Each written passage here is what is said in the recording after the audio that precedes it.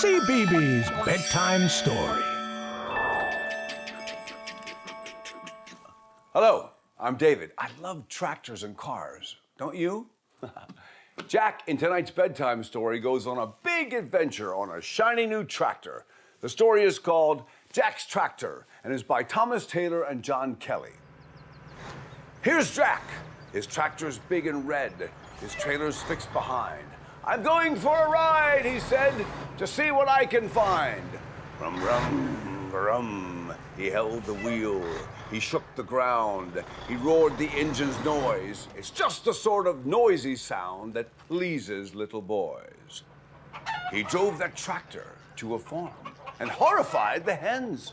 The sheep all bleated in alarm. The pigs broke from their pens. Rum, rum. And then he heard a silly sound, a honk all wild and wonky. Reversing gear, he backed around and loaded up a donkey. Hee-haw, hee-haw. He drove the tractor through the zoo and scattered the giraffes.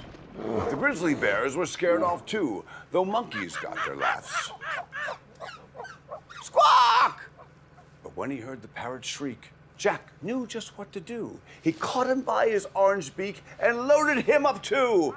Hee-haw, rum, rum. He drove that tractor to a swamp, a prehistoric glade. Squawk! Hee-haw, rum, rum. He made the giant monsters stomp with all the noise he made. Then suddenly a beast jumped out, a wriggly tickle sore. He tickled Jack, Jack tickled him, then shut the trailer door. He drove his tractor to the plains, where lions growled and roared. He had to drive it very fast to get a lion on board. Grr, rah. Then in Antarctic icy wastes, he heard a walrus bellow. He slid the tractor to a stop to load the splendid fellow. Grr, rah. Ah, yaw, tickle pickle, rum rum. By now the tractor creaked and groaned with all this noisy weight, so Jack turned round to head off home before it got too late. But as the sun went quickly down and darkness closed the day, Jack stopped the tractor, looked around. I do not know the way. Then suddenly out jumped a mouse. I know just what to do. I'll lead you straight back to your house. All day I've followed you.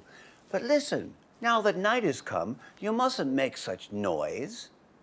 It's bedtime now. We need our sleep. Yes, even little boys. They drove back through the icy waste, where Walrus was quite quiet. Then over the plains they ranged again, but Lion made no riot. And as they crossed the boggy swamp, the tickle sour just waved. Shh! The parrot and the donkey too were very well behaved. Ha! Hee-haw! Till in the end, they came back home. Now what a noisy day. And thank you, Mouse, for helping out and showing us the way. And though you don't go brum or bray or squawk or growl or roar, your little squeak has saved the day, said Jack. And Mouse said, snore. And that story was called Jack's Tractor. Jack went to some very exciting places on his tractor, didn't he? What an amazing adventure he had. Now, it's time for you to say, snore, just like the mouse. Yes, it's time to settle down and have a good night's sleep so that you can go on more adventures tomorrow. I'll see you soon for another bedtime story. Good night.